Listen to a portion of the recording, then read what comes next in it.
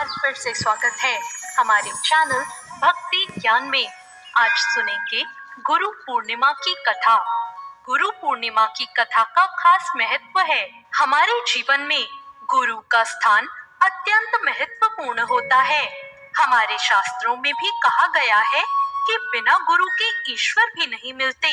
गुरु के द्वारा दी हुई शिक्षा से ही हम आगे बेहतर कार्य और अपनी प्रतिभाओं को लोगों के सामने प्रदर्शित कर पाते हैं।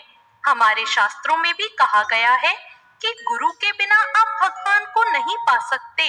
सनातन धर्म में तो गुरु की महिमा का बखान अलग अलग तरीकों से किया गया है।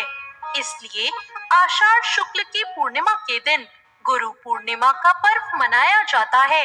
इस दिन हर कोई अपने गुरु की पूजा करता है, लेकिन इस पर्व को महर्षि वेदव्यास के जन्म के खास मौके पर मनाया जाता है।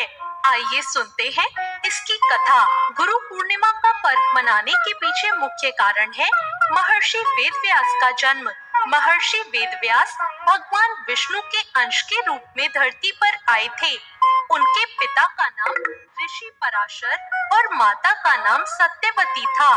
उन्हें बाल्यकाल से ही अध्यात्म में काफी रुचि थी, जिसको पूरा करने के लिए उन्होंने अपने माता पिता से प्रभु दर्शन की इच्छा प्रकट की और वन में जाकर तपस्या करना शुरू कर दिया। लेकिन उनकी माता ने इस इच्छा को मना कर दिया।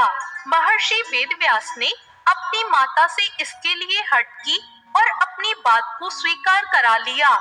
लेकिन उन्होंने उन्हें आज्ञा देते हुए कहा कि जब घर का ध्यान आए तो वापस हमारे पास लौट आना।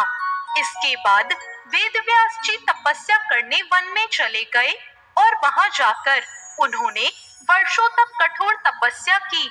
इस तपस्या के पुण्य के तौर पर उन्हें संस्कृत भाषा में प्रवीणता हासिल हुई, जिसके बाद उन्होंने चारों वेदों का विस्तार किया। महाभारत, 18 महापुराणों और ब्रह्मास्त्र की रचना की। उन्हें वरदान प्राप्त हुआ। ऐसा कहा जाता है कि किसी न किसी रूप में हमारे बीच महर्षि वेदव्यास आज भी उपस्थित हैं। इसलिए हिंदू धर्म में वेदव्यास जी को भगवान के रूप में पूजा जाता है। आज भी वेदों का ज्ञान लेने से पहले महर्षि वेदव्यास का नाम सबसे पहले लिया जाता है। गुरु पूर्णिमा के खास मौके पर आप भी आज महर्षि वेदव्यास जी की पूजा करें। तो ये थी आज की कथा। आपको ये कथा कैसी लगी कमेंट करके जरूर बताएं और साथ ही